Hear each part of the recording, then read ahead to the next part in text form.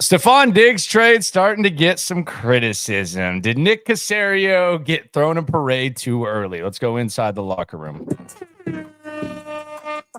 Yeah. Yeah. It's the locker room on YouTube. You know what it is. Let's get it. Hey.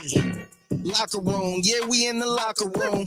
Texas talk. Yeah, you know. More news for the Texans. Stefon Diggs trade was the big news yesterday. Now we get news. It's not what we originally thought it was. It is the locker room, number one source for Texans daily digital content. I'm Landry Locker.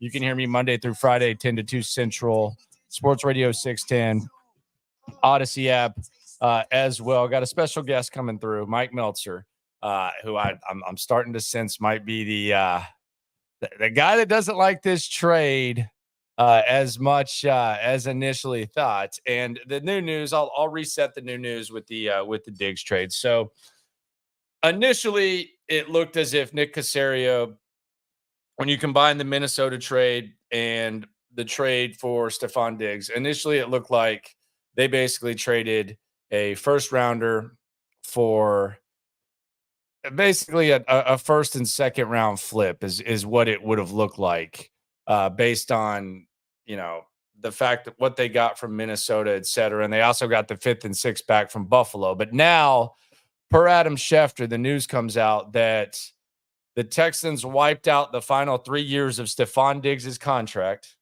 So he's going to be a free agent after the season. This will give him the ability to become the free agent. And they took $3.5 million that he was guaranteed next season. They moved it to this year for a raise. So they gave him a raise, final year of his contract. On one hand, you can say, well, do you want Stefon Diggs 3 years from now? Would that turn into a bad contract? So I can understand that point of view. But let's bring in Mike Meltser, break this down. Meltser, what are your thoughts on the Stefon Diggs trade? I am okay with it, but I'm not in love with the trade. I worry about this player and his overall mindset. Like, this guy was upset in Minnesota. He was upset in Buffalo. He was kind of iffy when it came to his teammates, including Josh Allen, who seems like a good guy by all accounts. And I understand, Landry, that Mike Zimmer could be a tough coach to play for, and McDermott can be a tough coach to play for, especially if you're an offensive skill guy. But at the same time, like, he's played on two teams that basically have really not had losing records. Like, they're consistently in the playoffs, and Buffalo made the playoffs all 4 years he was there. He was not happy at the end in Minnesota and at the end in Buffalo. And my other question is, and I tweeted this a few hours ago, does it seem like a pretty high price to pay to give up a granted 2025 second-round pick for 1 year of Stefon Diggs? See, and this it's interesting because I'm going to talk about this the way I did the Will Anderson trade, because I get what you're saying, and what I'm about to say might not mean a damn thing, but I think the fact that you have extra draft equity like you did when you made the Will Anderson trade, and the fact that you'd made the Minnesota trade, it makes it a little less bad because you still have full draft compensation next year. Now, if you were just trading a second rounder, like if you didn't have the extra second and you were trading a second rounder for Stefon Diggs and essentially doing the first and second pick swap and the second round pick never happened and throwing it their way, then I would have a question. But I do think you can call it reckless, you can call it aggressive, whatever you want. I do think you can be a little bit more aggressive when you have, more chips at the table. So that would kind of be my pushback to that. But I do get what you're saying. And I will say, I mean, in fairness, if yesterday, and this is where credibility kind of comes into play. If yesterday you were talking about how much they fleeced, the Bills, and, you have Stefon Diggs under contract, and if Nico doesn't ball out, you're going to have him under contract for a while, then I do think it has to look a little bit different now than it did yesterday. And the other thing about it is this, and I think this is interesting. This wasn't their first plan. Like, their first plan was to trade for Keenan Allen and give Keenan Allen a contract extension. Yes. So if plan B. I mean, it was clearly plan B, because the day after the Keenan Allen trade falls through, you make the trade with Minnesota, you restructure Titus Howard's contract, and then you make the move. So it was absolutely plan B. And sometimes, and I thought that offensive weaponry was the most important thing. Sometimes when you have to do something, maybe you get a little bit desperate and you're willing to roll the dice a little bit more.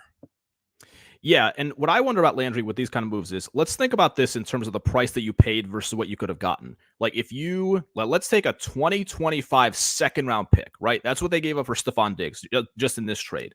If you just at an auction right now in the NFL, like, who's the best receiver you can get for a 2025 second round pick? I don't know the answer to that, but that's the question, right? Because I kind of wonder, like, could you get somebody a little bit younger? Could you get somebody who might have some more staying power? I'm guessing you can't get somebody like T. Higgins for that price, because I'm thinking Cincinnati would probably want something this offseason, right, as a draft pick compensation, and you probably would need something higher than a second-round pick maybe to get somebody like T. Higgins. But this is my question. Like, they're going to add a receiver. They targeted Keenan Allen. That didn't work out. They get Stefon Diggs. If you just went to like a blind auction or whatever, and you're Nick Caserio, and you called all 31 teams, and the price tag that you're willing to give up is a 2025 second-round pick that you got in the Minnesota trade, who is the best receiver that you can get around the NFL? I'd be curious who else would be on that list. Obviously, we'll never know, but I'd be very curious to know that answer. Yeah, and I don't know, the other thing about Nick Caserio is he doesn't like to invest in like long-term options. So, if you're going for a Higgins or something like that, I don't know that that's kind of his style. I think the price of making it a 1-year deal might be worth, hell, a third and a fourth from Nick Caserio, with how much he likes to not have to commit long-term to players. The other thing for me, Meltz, is I hear on one side, and I think predicting the emotions of Stefon Diggs is kind of weird. Like, that's the one wild card here. But I'm like, from the optimistic POV from Texans fans, and keep the comments coming in. Be sure to subscribe, appreciate y'all for rolling through. If you're going to tell me, okay, this guy's just going to be extra motivated because he's in a contract year, I don't know. Really? Like, could it end up being the opposite? Like, is he gonna? That actually surprises me. I don't know how you predict what his mindset and mannerisms are going to be. But don't you think a guy like Stefon Diggs, with how he's approached his career, like even someone like me who's a little skeptical about the deal, even though it could have, listen, this could win them the Super Bowl. Let's make that clear. Like, this has really high upside even for the one season. But a guy like Diggs, who ended up, I think Jason Over the Cap had this on Twitter/X, like, by virtue of the fact that Diggs got these last 3 years wiped out by the Texans, he basically, Landry, got like a 1-year, $43 million extension from the Buffalo Bills, is how it kind of turns out. So this is a guy, and I'm not like casting aspersions or anything like that, but this is a guy who clearly is motivated by money, like we all are. And so if you're Stefon Diggs, and I talked with our friend Cody Stoos about this earlier, like, I guess the good or bad thing for the Texans is, if Diggs has like a mediocre season, then this is his platform season. Like, he would be negotiating a new contract based off of this season and this season alone. And based on the way the second half of last season went, that would not be good for him. So I actually, even as a skeptic on this deal a little bit, I do buy the motivation part, the way that this is set up. Well, that would be good. And I still think I still think it's a fine move. And I think that the Minnesota deal has to be factored in. If they'd never made the Minnesota deal, and you're trading a second round pick, and let's say, it's next year's second round pick, and then you don't have a 2, then I would be a lot more skeptical about it. But I do think that it should be taken into account that they had extra picks. And I don't know if they even look at him as a long-term option at this point. So yeah, I'm with you, man. I'm with you on. Well, I have a question about that. This idea, because I had this issue also with the Will Anderson trade, because you could love Will Anderson and what he brought to the table and still feel like the price is pretty high, right? You could still feel like you could feel both ways. Let's say I went down the street, Landry, and somehow I saw $50,000 in cash just lying on the street, right? And I picked it up. If I wasted that money, you would say, well, Mike never had that 50 grand to begin with. But I look at it from the standpoint of, once I got that extra 50, like, it's an asset. I've got to be able to maximize the asset. Yeah, it is. I mean, that's the other way to look at it, like how aggressive. I think it was. I do think that it was. Let me put it this way. I don't think it was perhaps as pressing as the Laramie Tunsil trade when the Texans traded for Laramie Tunsil, and the Oh yeah. compensation that they gave up there was just completely ridiculous. Like I mean, just they threw in a second round pick for no reason.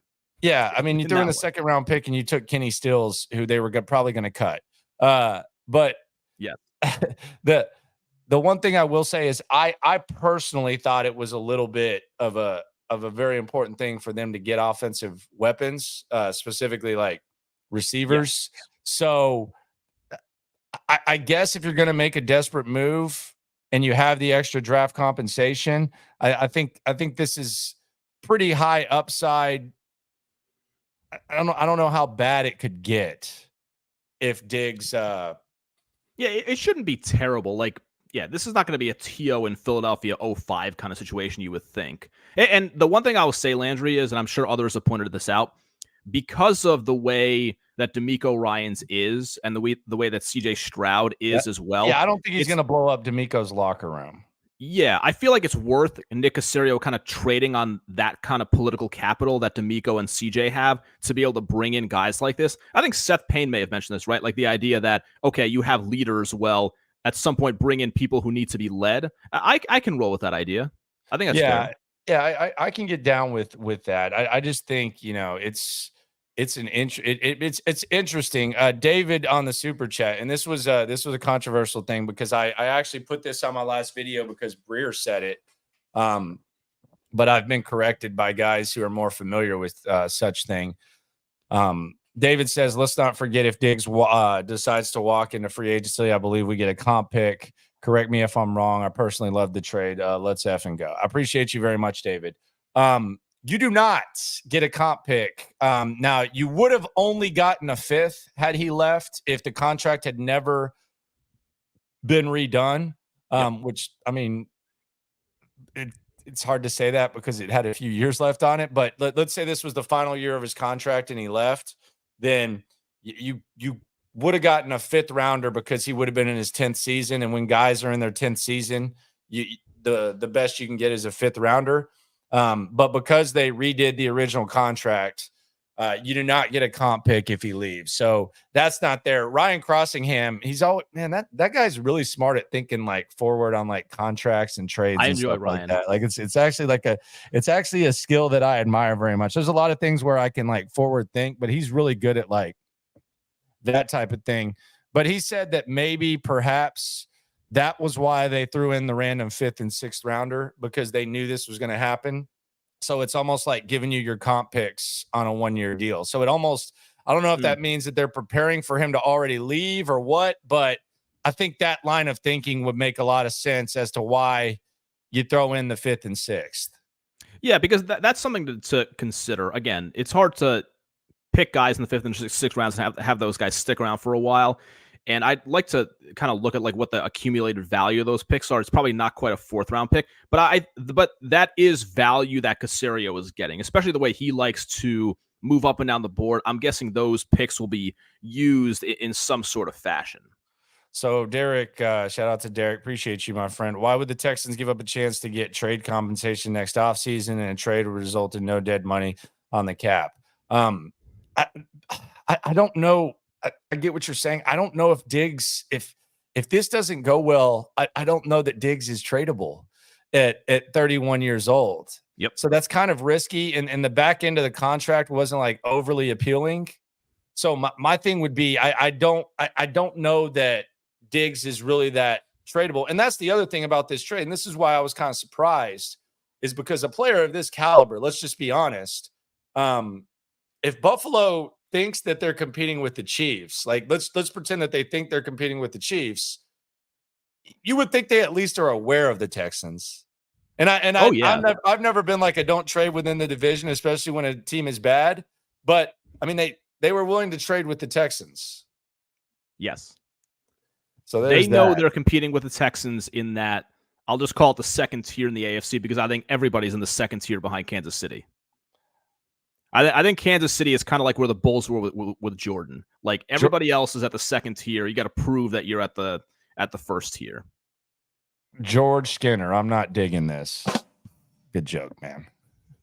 I mean, I will say this, like it's a very talented receiving core to the point where I know we'll talk about this as well, I'm sure, that you start to wonder kind of like between, obviously you have your top three, Nico, Diggs, Dell. Then you've got Brown back on a deal, Mechie, Woods, easily cuttable contract for Woods, Xavier Hutchinson. Like guys get hurt, but just based on the math, like there's going to be an odd man out.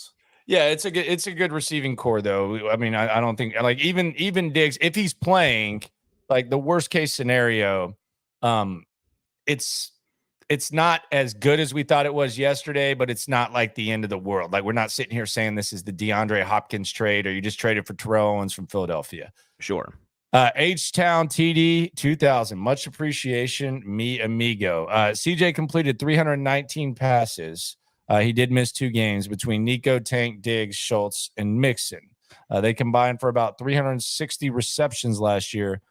Who has an improved season, worse season, unchanged season? Now, we got to put thought into this. So, yeah, I think it's going to be hard for Nico to statistically improve on what he did last year, especially with Diggs here. I do think it's very possible he can become a better player. But I think health is always a question with Nico Collins. So statistically, I don't think he has the same type of production. I also want to see how they use Diggs, Tank, etc. So let's just go one at a time. With Nico, I would say the production drops off. Hopefully I'm wrong.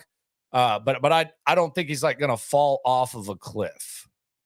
Yeah, I would agree. The final stat line was 80, a little under 1,300 yards, 8 touchdowns. I think with a 3-headed monster receiver, then you're totally fine with him not getting to like 1,400, just based on the way you have it set up. Now, Tank Dell is an interesting one. He's obviously coming off the injury. Be interesting to see how he comes back. Tank Dell, does he improve? For me, improvement for Tank Dell, it just looks like staying on the field. I think when he's on the field, he's going to be productive. Hopefully, they get rid of those damn reverses that they like to run. But for Tank Dell, I think there'll be improvement. And I think that all depends on him staying on the field. Yeah, with him, it's hard because you have to kind of, he had 47 catches, 709 receiving yards, 7 touchdowns in 11 games. So you have to kind of extrapolate it a little bit. I'm actually bullish on him with the talent level. So again, you do have this, like, the ball can't go to everybody. So it's tough. Like, I guess if you project it out, it's going to be over 1,000 yards, 1,100, something like that. If you have 3 number 1 receivers, so you get to that statistical level, I'm not sure. Then you have Diggs. I think Diggs will be fine. What do you have? 108 and 1,200 and 8 TD last year. Landry, here's my thought on Diggs. This is ideal. I think the volume of receptions is almost guaranteed to go down, like guaranteed. But I think there's a very realistic chance the yards per catch goes up. Because it got lower last season to 11.1. I think the OC, the Joe Brady change, I think it might have benefited the team, but it didn't necessarily benefit him. Yeah, not him. Yeah, he had the 100 in the first 6. Dalton Schultz, I think Dalton Schultz is going to have more I mean, he's going to. I know there's only so many balls to go around, but Dalton Schultz is, I mean, the middle of the field is going to be open for him, I would envision. I don't think there's going to be too many guys around him. So I could see Dalton Schultz.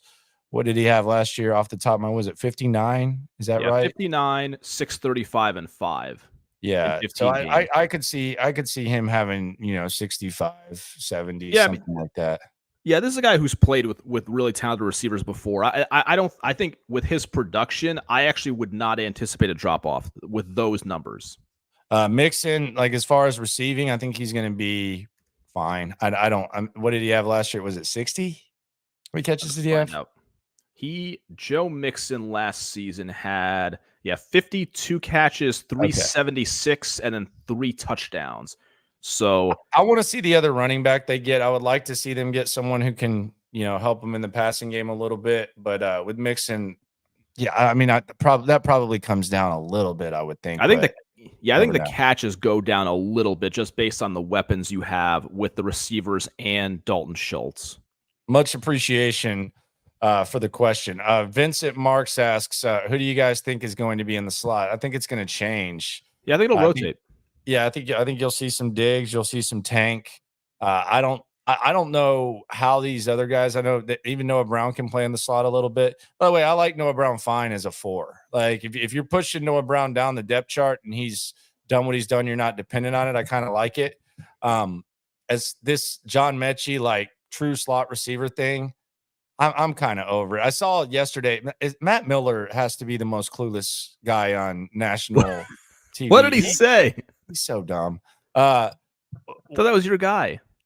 When the hell have I said that? I don't know. He said something though, like first he said the Patriots shouldn't draft a quarterback because they're not a quarterback away. You know how much I hate that. That's ridiculous. You know how much I hate that. Then he said that the Texans team should call about John Mechie if they're looking for a number 3 receiver or Robert Woods. And I was number like, 3 receiver? What? Yeah, he said teams looking for a number 3 receiver should look for call the Texans about Robert Woods or John Mechie. And I'm like, what? John Mechie had 16 catches last year. What are we? I mean, I like the guy. I've talked to him and stuff, but are we trying to be funny here? I would actually, if they moved on from Mechie, I'm not just saying this because I'm a big fan of the young man. But if he doesn't get drafted or if it's a late round pick, I actually think Jordan Whittington has unrealized potential and he can do a lot of things. He can play all the special teams, and I actually think he can go in the slot. But call about John Mechie, you know how happy Nick Caserio would be to get that phone call? Oh, yeah. I mean, God, you're looking for a third receiver and going to John Mechie. That's like John Mechie might be the third receiver on the Patriots. I will say that. Yeah, I saw Zolak was really pissed off about Yeah, people in New England are pissed about their offseason. They haven't really done anything. Yeah, he was ticked about that. But appreciate you, H-Town TD, and all the other supers. Robert Woods is done. I have a question for you. Okay. That was my question to you. What do you think happens with Woods, and when do you think he does get released? I mean, you got to have some sort of like don't they need like someone who can like a little bit more speed maybe, or like I don't. Yeah, like, I mean, what the hard thing they is save $5 million if they get rid of him. Yeah, that's the big thing. They save like real cap money. And like I'm breaking down the receivers. He's not even getting broke. I haven't even mentioned him because I just, and again, this is me again, someone that we've talked to 4 times this on the show last year. I like Robert Woods. I don't know how he fits into this situation. Now, the thing is, they got to be careful because of the top 3 receivers, 2 of them have been to some extent injury prone. And, Noah Brown got hurt last season. So my sense, Landry, is I think they're going to keep Robert Woods, especially now the cap's kind of baked in for 2024. I think they're going to keep him for a while. Like if there's a release, I think it's going to happen right before week 1. Okay. Yeah. Oh God. Okay. So you think they're going to go with 5. They're going to go with the 3 guys previously mentioned, Diggs. I think Nico, and then Noah and Woods. I think to be safe through mini camp and training camp, just to make sure everybody's healthy, especially with Tank Dell coming off a somewhat significant injury, that they need to do what's right for the team and the franchise and have the insurance policy. Yeah. Okay, B.O.B. Whatever you say. I think they keep him around for a while. Okay. I don't know, man. I don't insurance policy. I don't think Robert Woods hangs around. Well, my question would be like, if you think that, which is fair, like, wouldn't you release him like today? Like, when would you make the decision? After the draft. Okay, after the draft. Okay. Yeah, after the draft, something like that. You could do that. Maybe wait to see if someone needs him or whatever. I don't know. I think he's gone. That would be my thing. Damn, Jacob, this is just mean. Appreciate you, though, my friend. Robert Woods is the new Rex Burkhead. No. That's pretty mean, Jacob. That is mean. I will say this, despite my my hesitation on the Diggs trade, I do appreciate Nick Caserio for taking some chances on guys who, Landry, I've been in Houston for 14 years now, which is kind of almost 14 years. Joe Mixon, Stefon Diggs, but especially Mixon, I feel like this organization would not have traded for prior to like this offseason. You don't think so? Yeah, I mean, not. even if he's established himself in the community, and all I that. think so. I could be wrong. Obviously, Yeah. it's That's unknowable. always been the. I mean, that's always been the dialogue. You know, that Yes. it's kind of extreme. Yeah, I think I think the Diggs trade, like, one of the big factors is the D'Amico. You know, D'Amico Ryans can hold down the locker room. When I drove in this morning, when you guys on a commercial, I heard our buddy Adam Shine, and he was literally talking about this exact thing. Like somebody commercial. You were listening to Adam Shine. Don't start. I'm serious. And some guy called and was doing the whole thing about like, well, Diggs is going to be a head case. He's going to ruin the locker room. And Shine was like, you think that guy's going to do that with D'Amico Ryans? You think D'Amico Ryans is going to allow that? So that is a national talking point as well. Yeah, big time. So we have some New Jersey numbers. And apparently Stefon Diggs, he's using some of that extra money. Paid $100,000 to get number 1 from Jimmy Ward. Jimmy Ward will now wear number 20. He gets a fresh 100 racks from Stefon Diggs, who will rock number 1. So now the social media team's already at it. They're already doing, the 713 thing. It's back. Yep. I know they're probably very disappointed, I would say, when they lost it with Tank Dell. Yes. And now the social media team, I like one of the jersey uniform number changes. Can you guess which one I like? Kenyon Green needs a new number, needs a new start. Needs a fresh start. 100% right. Yes. And you don't need to be wearing D'Amico Ryans' number. So there we go. 713 is what the there you go. That's a cool image. Yeah. That's a cool image. But yeah, Kenyon Green needed a new jersey number. Like, let's be fresh serious.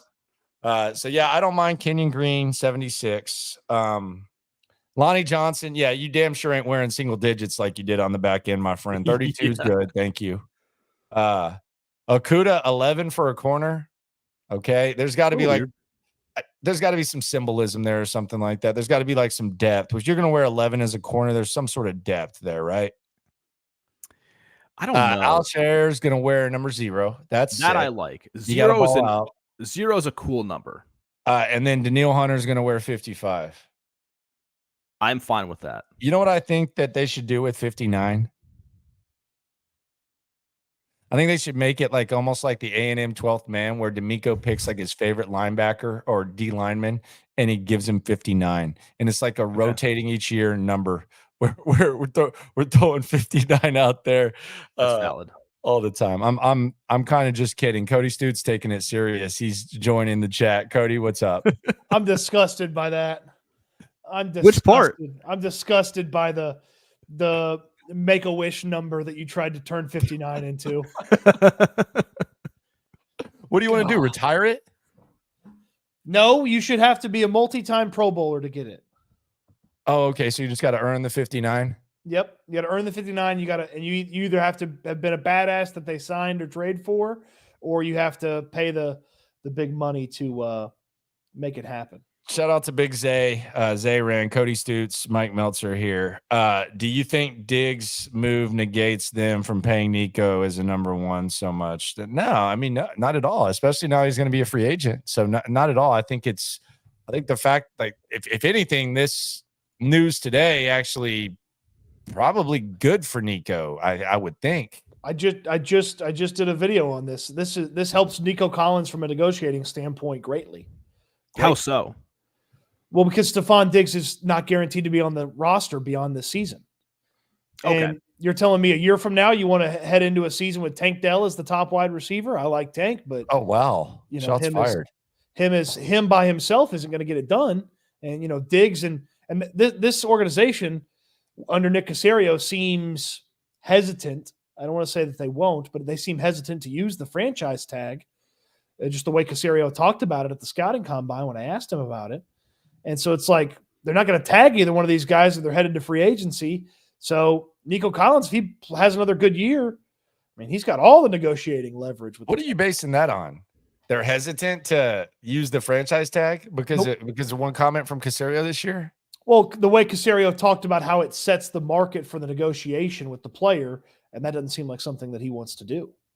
Okay, because there hasn't been like a situation where they could There, have. there hasn't been a clear moment where they should have used the franchise tag. The only one Yes. that he got even close would have been maybe Dalton Schultz. And ultimately he got roughly what the franchise tag would have been for him at the tight end spot, but he got multi-years out of it. But the way Caserio talked about it, it did not seem like it's something that he really wants to use because again, I'm speculating and adding to his context here. Like he talked about how it sets the negotiating terms for the player. Like that's kind of what they negotiate off of as maybe what they might want for a year. But what if Nico Collins just goes crazy this year? Well, then you franchise tag the hell out of him and make him play under the tag for another year. I'm saying I could see that. Also, you could make the argument, that it helps the Texans from a negotiating standpoint in that because you have these weapons now with Diggs and Dell coming back and Schultz coming back, that it's unlikely that Nico Collins, per our earlier conversation, like it's unlikely that he goes from 1,300 yards or so to like 1,600. That would seem to be difficult to do given the other talent on the offense. That's fair. That's fair, but I just don't know. Like, I don't know that I can say that Nick won't use the franchise tag because I think there's going to be a lot more opportunity sooner rather than later when it comes to the possibility of using it. Well, I never said he wouldn't use it. I said he might be hesitant to use it based on his comments. Well, come on. Anthony Garcia, appreciate you, mi amigo. Don't do Mech like that. Haha. All jokes aside, 5th round pick for Mechie. I think maybe saying Carolina are calling, get him back with Young. Okay. Hey, if you can get a 5th round pick for John Mechie, would you do it? Yeah. Yesterday. I probably would too. Yeah. I don't know how.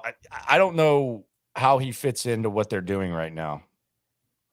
Well, if he shows up and plays awesome, it's clear how he fits, but he hasn't showcased the ability to do that. I've always struggled with that draft pick. It just never really. And the other thing is, people say, well, he went through what he went through.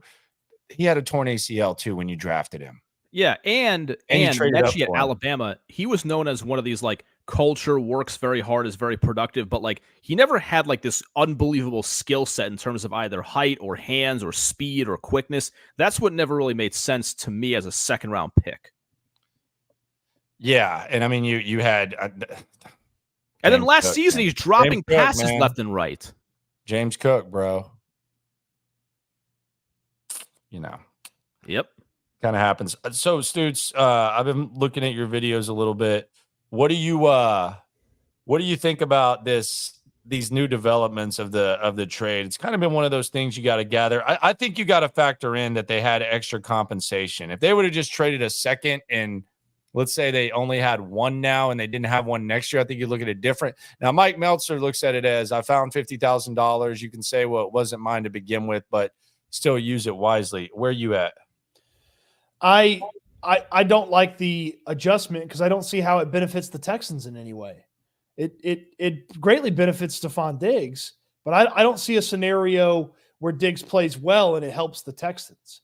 Because if he played well and you still had 3 years of basically unguaranteed money, yeah, you can negotiate and add a couple of guaranteed dollars to him, but he doesn't have to get some sort of massive raise. But now, I mean, he's making a little over 20 this year with the adjustment, and if he plays well, he's not making less than 20 when you go to the negotiating table next year, and that's going to have a lot of guaranteed money associated, I would assume. So I don't see how he plays well and it benefits the Houston Texans in the grand scheme of things. Now, if he doesn't play well, like he plays okay, and they like him and he likes them, then I could see where not working off of $18.5 million roughly is a better conversation for the Texans. But if he doesn't play well, why are you bringing him back anyway? So I don't see where the benefit was to the Texans for doing this. I agree, except that what I'm wondering about, Cody, is how much leverage did Stefon Diggs have on that? Because he obviously was disgruntled in Buffalo towards the end of the season. And with a player like this, and I don't know what the interest was around the league, but would Stefon Diggs have gone somewhere else and have been okay with keeping those 3 years on his contract to where he could have been great this season and they just could have kept him forever? Because I get the sense the answer is probably not yes to that. Well, I mean, he could sort of be pretty aggressive with the conversation about, hey, like, I don't have any guaranteed money on my deal. I just played really well for you guys. Like, go ahead. Can you take care of me? Can we get an adjustment? And we know the Texans had at least some interest in taking care of a veteran wide receiver over the next couple of seasons. They were going to extend Keenan Allen, reportedly, if they were able to acquire him. And so now they don't want the extra years on Diggs' contract. And I understand people might be concerned with the character. Does he fit? All that kind of stuff. Well, now there's a guaranteed expiration date to it. That was already the case because he didn't have any guaranteed money left on the deal. So you get rid of him anyway. So, I don't know how this benefits the Texans in any way, shape, or form if he plays well. I would have rather made the Keenan Allen trade. Well, I think that they would have too. They tried to. Like, I would think, knowing what we know now with this contract adjustment, I would have even maybe been willing to go to the table with the 3rd round pick this year to get Keenan Allen. Yeah, that's the other interesting thing is that they're giving up draft picks next year, which makes me think, either they really, really, really, really like where they're at and they like this day, but that's been the interesting development as well is you have these picks and you're offering next year. You're not offering any this year. Maybe they don't want to go back-to-back years with limited shots on day 2. I don't know, but if I remember the offer correctly, the Texans offer was the future 3rd and a swap and a pick swap in some sort of pick swap this year. And ultimately the Chargers took the 4th round pick this year. So could you have gone to the 2nd round pick next year? Could the Chargers have? Well, they only had one at the time, so it's not like they had the extra because they actually did the Vikings trade the day after. The timing right on that? But they still could have made that trade anyway. Yeah, it was the 14th. It was the 4th. If I'm not mistaken, Allen got traded the 14th.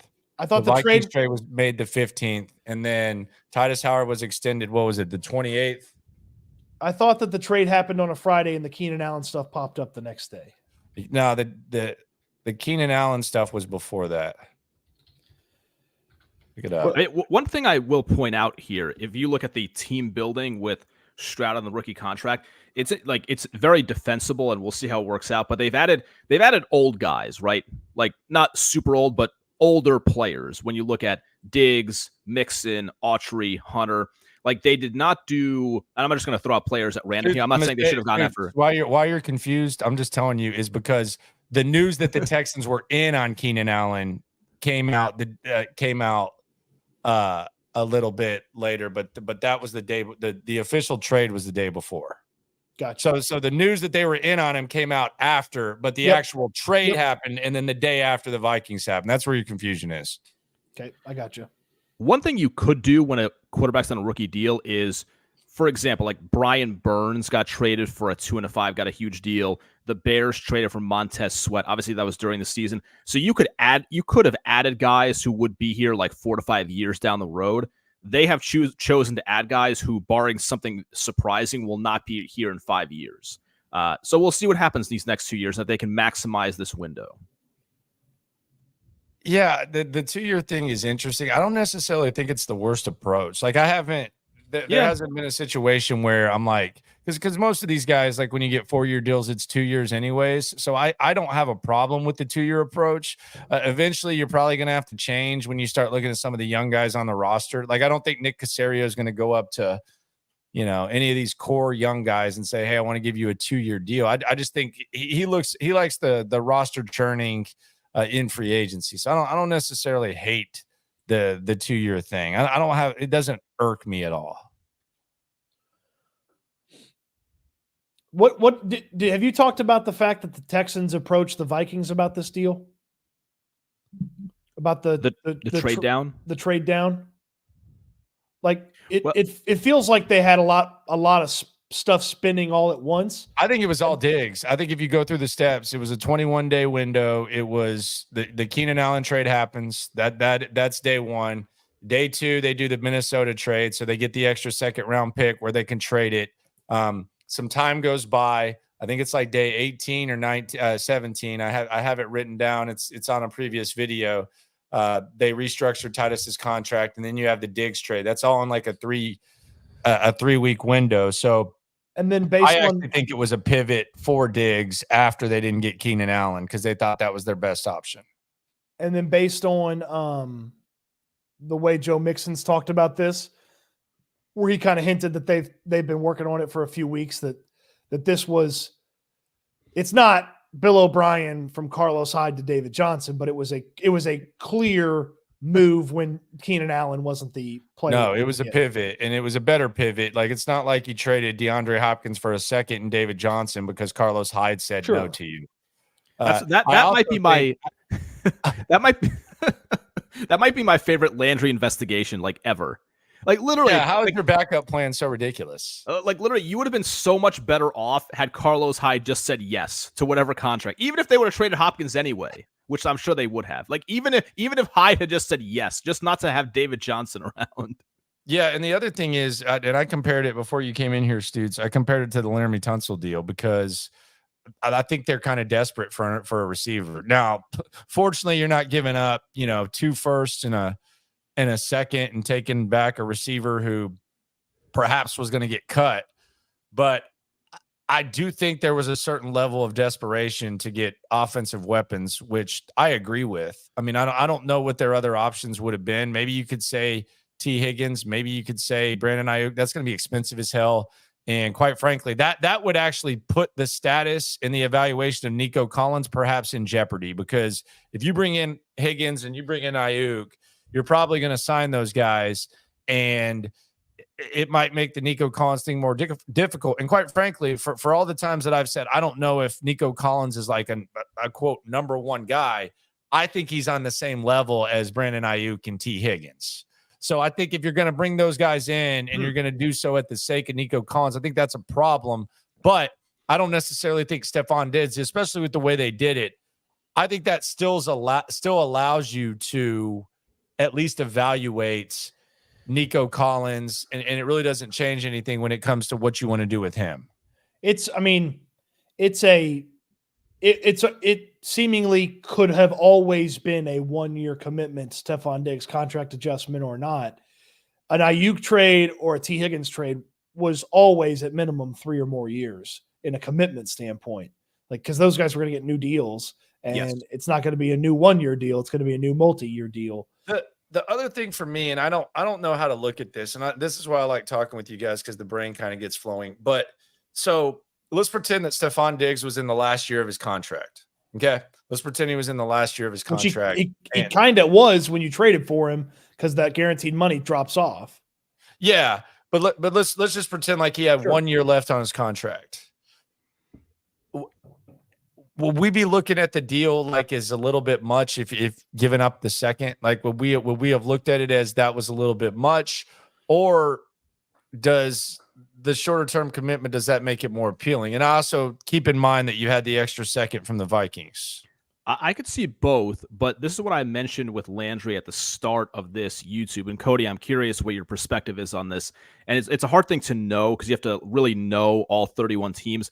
But if you just went to like an auction and Nick Caserio walks in with a 2025 second round pick, who is the best receiver that you can get in the NFL for a 2025 second rounder? Is it definitely Stefan Diggs? Is there somebody who could have been younger that you might have gotten even if you sign it to a multi-year deal? That's what I'm always wondering about with these kind of deals. Like, we look at it in like, and I get it, like Diggs will be here. You chop off the 3 years. What's the motivation going to be like? Are you going to get the best version? Hopefully, yes. But just sort of just out there, like in the universe, if you just traded a second round pick in 2025, who is the best NFL receiver you could possibly get? This is what I'm curious about. I mean, Diggs is probably up there. He's up there, no question. In Mike's scenario. And then Landry, I would tell you that I would have felt like a future that Vikings second round pick was just like a tiny bit, like if he only plays 1 season and he's okay, he's not awesome, it's going to feel like that was a tiny bit expensive. But the situation you were in may have necessitated that you needed to overspend a tiny bit. You basically traded a first for Stefan Diggs. If you combine the trades, you traded a first for Stefan Diggs in the final year of his contract, and a second round pick, and then the 5th and 6th, and the swap, whatever the hell that is. Like I know there's some question marks about what Diggs is as a teammate, and I know there's some concerns about how the season finished and that this maybe wasn't one of the best seasons Stefon Diggs had. This man was still the 13th leading receiver in the NFL. No, he's a baller. If he comes in and plays really well, we're not going to give a damn about the contract adjustment. We're not going to give a damn about it being a future second-round pick. It's going to be a really big positive for the Houston Texans if this guy plays as good as he did last year or even better. And we're not going to worry that there was a future second-round pick associated with it. And we'll probably be hoping that the Texans extend him. It's just there's, as far as like the likely outcomes, like if he doesn't play well, like was this the right move? Would it have behooved you to go to the next level to make sure it was Keenan Allen? Like I think the contract adjustment and not having the commitment beyond this year opens the potential for criticism up a little bit more on this move. But none of that matters if he plays well. So if we look at the receiver trades, right, this offseason, off the top of my head, so we've got the Keenan Allen one's the best comp. That was the Texans' plan A. That was a 4th-round pick in this year's draft. You also had Deontay Johnson going to Carolina for a cornerback and then a pick swap. That was like a 6 and 7. And then you had the Judy trade with the Browns trading a 5th and a 6th-round pick. So those receivers didn't really go for much except for Keenan Allen. Both Judy and I think Deontay Johnson, definitely Judy got a contract extension off of that trade. If they would have done that, then I would be sitting here really questioning. Like if they would have done the Judy thing, then I would honestly be. That would be weird. I would be questioning them. If they would have signed Calvin Ridley for what Calvin Ridley got signed for, I know that wasn't a trade. I would have really been questioning that. That was a ton of money. Yes. It could be a lot worse. I really do factor in that you have extra money. Absolutely. Extra draft picks. I do factor that in. I like the extra money more. Is Diggs with the price that the team is paying this year, is Diggs the best value and player that changed teams at wide receiver? He's the best player. Like who's better? Like what better receiver has changed teams? The only conversation that gets anywhere close is Keenan Allen. Yeah, that would be the only one. That's it. But Jerry Judy's making $17.5 million this year. That's wild, ludicrous. He stinks. So Diggs, just so I have Diggs is making 18.5 this year, correct? Yeah. Base salary. Yes. Plus they moved that. It's up to 21.54, I think. Yeah, they moved that 3.5 that could have been guaranteed money from the future to this year. Yeah, I think Keenan Allen is the only discussion points. Because Keenan Allen is making 18.1 this year. Yeah. And based on over the cap. Yeah. That was plan one. I do find it very interesting. They reportedly wanted to talk extension with him and have seemingly no interest in Diggs extension conversations or long-term conversations right now. That is a really interesting difference. Do you think that this means that perhaps they could be looking receiver in the draft at all? I don't. Oh, I think the contract adjustment puts wide receiver back on the table. Okay, but how much on the table? Like it would have to be someone like that they love that falls to them. So literally the day before the Diggs trade, I felt like 42 needed to be a wide receiver. And after the Diggs trade, it's like, all right, well, if they want to add a wide receiver at some point, go for it. Now after the contract adjustment, it puts it back in the second round, third round range for me. Okay. I mean how many wide receivers do you think, if you had to guess right now, how many wide receivers are gone before that? What would you say? I'd say like 10 or 11. Before 42? Yeah, I'd say 10 or 11 probably. Yeah. Well, can I work through this out loud? Yeah. Okay. Well, we know the top three are gone. That's Marvin Harrison Jr., that's Malik Neighbors, and that's Rome Odunze. So the top three are gone. Yeah. The next guy off in most people's minds would be Brian Thomas Jr. from LSU. He's gone. Yep. I would tell you that Adonai Mitchell's going to be gone He's too. gone. AD Mitchell for most people. He's going to be gone. So that's 5 guys right there. And I believe those 5 guys will be gone before the teens are finished in the first round. Yes. So then once you get to the 20s and you start thinking about teams there are some teams that should be swinging at wide receiver in the 20s and then certainly all the way up to 42. So I think about a name like Ladd McConkey. That's a guy that could come off the board. Xavier Worthy. That's a guy that could come off the board. Now we're at 7 wide receivers that are off the board. Troy Franklin, to most people, is a plug-and-play guy. Maybe he's not a first-round guy, but he's a guy that could very easily go 32 to 41. So now we're talking about 8 guys. Roman Wilson, maybe a little bit lower ceiling, higher floor than most. That's 9 guys. Ricky Purcell, that's 10 guys. Like you could have 10 guys come off the board before the Texans get to 42 at the wide receiver spot. I like the breakdown. I think it's crazy a fair number. it's crazy that Coleman's just kind of out of the discussion. Is he too slow? Keon Coleman is I've thought about this, and it's the timing it's just been so funny this week. I wrote about this at Houston Football this week. My 7 wide receivers that I feel like fit the Texans the best in this draft. Keon Coleman's on there because CJ Stroud is an accurate quarterback. Coleman's not going to separate very well from people. Watch the stuff at Florida State. Guys are right next to him pretty much the whole time, but you're not going to beat him for the football very often if the ball's put in the right spot. Yes. And Keon Coleman, he makes a lot of sense. He makes a lot of sense if he gets sort of 2024 to be sort of a very specific weapon and continue to learn and fine-tune things ahead of making him an important piece in 2025. Like you could maybe get a bit more developmental and less put him on the field right away because you know the top 3, top 4 slots at the wide receiver spot are taken care of with the Texans right now. So you want to put Xavier Legette back on the conversation from South Carolina? You certainly could. The guy's had 1 good year at wide receiver, but he's got basically first-round workout size, height, weight, body, speed type stuff. So it's like he needs development. You didn't feel great playing him right away, but like if he sits for a year, watches Diggs and Tank and Nico and Noah Brown, and then he's ready to go next year, like dude, if McConkey's there, they're taking him. The next Garrett Wilson. I would. That never happened. I said his measurables were Garrett Wilson. Why is this so hard for you? I'd do bad things to good people to have Ladd McConkey on this team. I'd do bad things to good people to make sure Ladd McConkey was on this team. Yeah, if he's there, they take him. I do not see any scenario he gets out of the first round. Somebody really? You think it's a lock as a first round pick? Somebody is going to eat. Somebody Most thinks he sucks, dude. Most thinks he's trash. No. I almost need to go back and watch more. We all watch a lot of Georgia, but here's what worries me about McConkey is there's not going to be a lot of spectacularness to his game.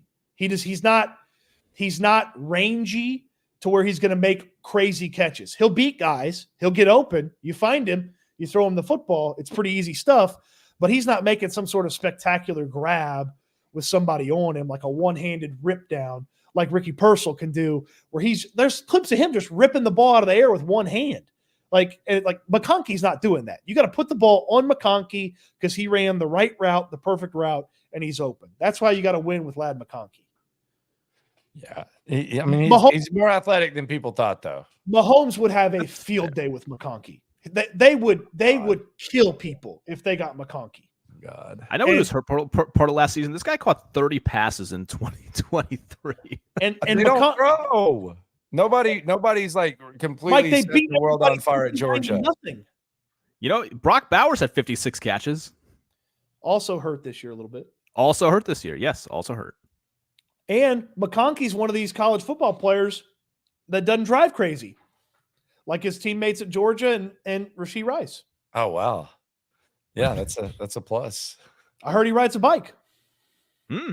That's a joke. I don't know about that. I was gonna say, okay, that's news to me. I don't know how I feel about that. I do wonder the tight end, corner worries me. Tight end and corner are two things that I wonder how they feel.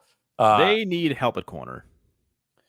Yeah, I mean, you got these guys. The thing that I think is being forgotten, and I think that this is, I was talking to Brandon Scott about this today on In the Loop on Sports Radio 610, and we were talking about, we're talking about the wide receivers, and I kept saying, you can't rely on Nico and Tank because they've missed time. Like you don't know if they're going to be healthy, so you got to improve the wide receiver depth, and that's part of the reason that I like the Diggs move as much as I did, and I thought it was necessary.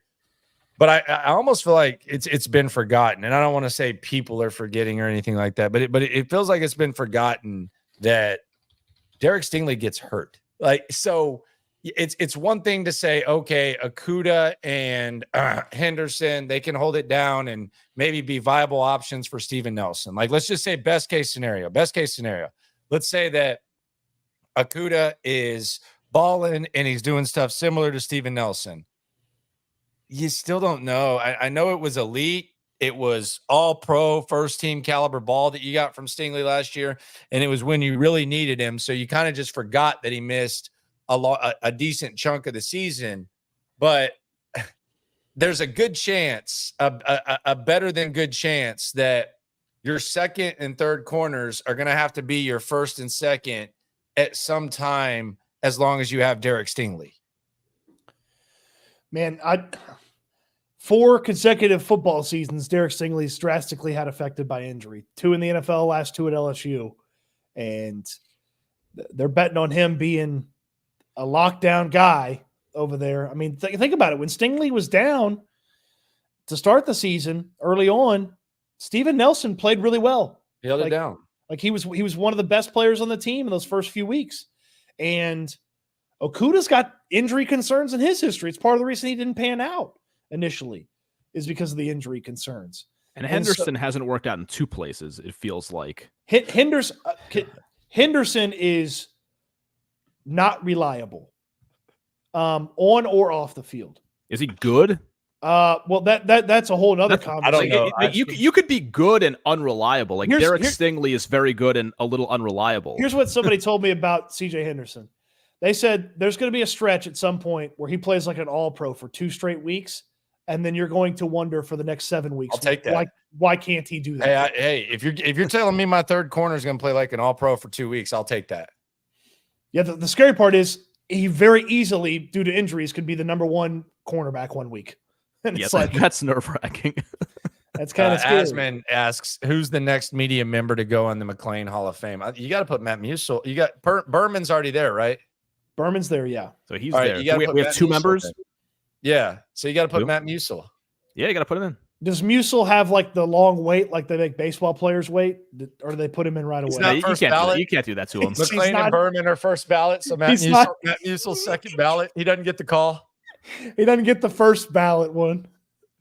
I really enjoy Matt Musil so much. Like, Such just a a guy. very, very, very Such a nice gentleman, guy. a firm gentleman, man. Yes. Just very Great way to put it. like it's not like he's got like the TV charm, but it's like really like soothing and calm and like insightful, but he also has a little more edge to him. And he will talk to you whenever you want about Big 12 football. Oh, he gets in that Big 12. He get in those Big 12 sticks. He loves him some K-State Wildcats. Yeah, he'll definitely go into it. It's especially fun talking to him after he loses. So to put a bow on it, how does the news of the Stefon Diggs, and I got some big news. If you're in town and you like to watch the draft with a bunch of people, I got some news for you at the end of this as well. But how does the news change? And it ain't the Texans party. How does the news change the outlook of the deal? From yesterday to today, your sweeping takeaway from the Stefon Diggs deal now. Even though I am a little skeptical about the player and just his mindset, the era of 2013, like the happy vibes, like no matter what happens, like we're all thrilled, that has gone away. This team has Super Bowl aspirations. Like, I don't think a team, you could probably go to 2012 maybe 2013, even though the year was awful in 2013. But like they're going to have higher expectations this season than any season in the history of the franchise. And I'm very curious how D'Amico and the players, not in a bad way, but just how they deal with that, because there are going to be real expectations. This team is now like the darling of the nation, essentially. People are saying things like, you got to build like the Houston Texans are building, which is crazy. How do you do that? By the way, shout out to Patrick Storm Report. He's liking the trio. Shout out to Storm Report. But I saw that too. Was that Matt Miller? Because what do? Okay, have your quarterback demand a trade, have him get in legal trouble, have him be on the roster and take up a roster spot for damn near 2 years. Then hire David Culley, hire Lovie Smith, draft D'Amico Ryans, get a time machine and draft D'Amico Ryans 15 years ago to where he has a soft spot in his heart for the organization. And then luck into CJ Stroud after like what is the formula here? There's no formula. I mean, there's good concepts, but like, how would I copy this? The formula for the Texans, if you want to kind of try to distill it, is make the right pick at quarterback, which is easier to say than actually do. Like, I mean, that's why teams will keep drafting them high, because once you hit on one, it changes everything. But to the question, this team is a viable Super Bowl contender with a talent that they have. Simple the other thing is there's not as much consequences like back in our early days when, you're giving them that whatever the hell bonus is, the 50 million and all that. So Stafford made like 80 million, if you right? Swing and miss, it doesn't matter. Yep. Yeah. I mean, it matters, but not financially to that extent at all. Yes. Very much so. Fellas, appreciate you. Shout out to everyone for coming through. Storm Report, everyone. Appreciate the subs. Jake Asman, you're a smart ass, but I think it's funny. Yeah, we forgot about Neighbors too. So yeah, even that's another wide receiver, potentially. I said Neighbors when I was listing them off. Yeah, Cody said Neighbors. He's in the top 3. Okay, That'll there go. you go. Yeah, all right, so you didn't. All right, do we get to stay when you talk about the big news, or do we? Yeah, you're part of it, man. Well, I was wondering if you could kick me off. Sometimes you kick me off. Hello, breaking news. So we're gonna have on the final day of the draft, Saturday. The Texans are gonna have their party Friday. We're gonna do a live stream Thursday and Friday of the draft. It's gonna be a split. Half of it on Stoots' channel, half of it on mine. But we'll be live streaming the entire draft. Cut it up, much like free agency was. And then on Saturday, gonna take it a little bit easy. We want to mingle with you. We want to have some fun. Figgy put this together. Fig Media. He's going to be out there. Daly's Sports Club. It's downtown. It has a parking garage attached to it. It's right on the edge, so you're not too far out there. Daily Sports Club. We're gonna have a little draft watching party. They're gonna put the draft on the speakers, so it's not they're going to commit to it. So it's not like you go to a sports bar and watch the draft, they don't have it on. They're going to do it for us. They're going to put the draft on the speakers. We're going to have some extra stuff going on. Might try to figure out maybe I don't know about broadcast. We'll probably do a wrap afterwards. We can cut the crap about the free agency, all that type of stuff, whatever. Good spot, good drinks, probably going to get some specials on our behalf. And pretty good grub, Daily Sports Bar. So if you're in town, Sports Club, mark your calendar for April 27th. Draft starts at 11. Astros actually play at 5 if you want to make a long day of it, but we'll be out there, myself, Cody Stoots, Figgy Fig, whoever else. I don't know if Meltser wants to come or not. I don't know. Sometimes he tends to stand us up. Might be a law school. Make a commitment. Make a commitment. I commit to things. I commit to things. Yeah, I do. Says the most non-committal person I know. So is Mike coming on Saturday or on the Saturday? On the 27th, I should be able to show up. Yes. Let me tell you, this is going to be so much fun. It's going to be great to hang out with everybody. If you can make it, please make it. It's going to be a blast. The food's great there. The drinks are great there. And we're just going to chop it up and hang out, talk football. We'll have 3 new Texans to talk about from Friday night. So that'll be a fun conversation. And then adding a little bit more, I got to imagine Caserio is going to be moving around on day 3 quite a bit. Yeah, he will. Final question from Richard. Bring in Diggs' brother. I don't know if we're there yet. And I don't, that's not going to happen. But yeah, I do feel that we're going to see a Thanksgiving special where they're basically sitting at a Thanksgiving table when the Texans play the Cowboys on Thanksgiving, and they have like Aiden Diggs there. Yes. They have Aiden Diggs there. Oh, And he's like between his uncles. Like that's 100%, right? They're going to put Aiden Diggs between his uncles. It's going to be like a family Thanksgiving like package where Terry Bradshaw's interviewing him and Aiden Diggs is messing with Terry Bradshaw. It's going to be like the best TV interview special of the year. I was out until you presented it that way, and now I'm in. Yeah, Aiden in the middle, chilling. Aiden in the middle. So Daily Sports Club, come through. We'll get more information as this goes on, but yeah, for sure, just come on down and we'll have a good time. We'll probably do a little bit more together. Mike Meltser might be back in the fold of Talking Texas. You notice he just bought a house. He doesn't look like he's in a cave anymore. He doesn't look like a child molester on the screen or anything like that. You think about this house, like I gotta the lights, especially at night, they're so damn bright. I'm kind of getting used to it. That's an improvement, buddy. I know, but I kind of like the more like just walking around. Now it's like it's so bright. But I did think when I walked in here tonight that it'll be good for things like this. So yeah, there you go. So yeah, be sure to come through the Daily Sports Club. Appreciate you guys for rolling through. It's been fun. Draft. What are we now? We're 20 days away. And really 3 weeks away from the Texans' perspective, because that's when they're going to have their picks. Appreciate you guys for coming through. Two of my best friends, two of my favorite people to talk Texans with. And two guys who'll be at Daily Sports Club 27th. Yep. Come by, say hi. Appreciate y'all for coming through. Thank you guys very, very much. It's been another edition of the Locker Room. Let's get Meltzer's butt out of there. Appreciate y'all. Been fun. We'll do this as much as we possibly can. That's my trio. Those are my brothers right there. And always remember, when it comes to this Texan stuff, damn, tomorrow's Friday. This week went by fast. A lot of stuff to talk about. But when it comes to this Texan stuff, we're all in it together. Be sure to show up to Daily Sports Club. Everybody welcome. We're just going to have fun, put a bow on the draft, enjoy the draft. I actually enjoy 4 through 7. I think it's fun. There's going to be a lot of possibilities. So come on through. And we not too plugged in, Daily Digital on YouTube. We got takes for days, opinions to give, we got takeaways. If it's up, then it's up. We number one. You don't need to try your luck. Locker room, yeah, we in the locker room.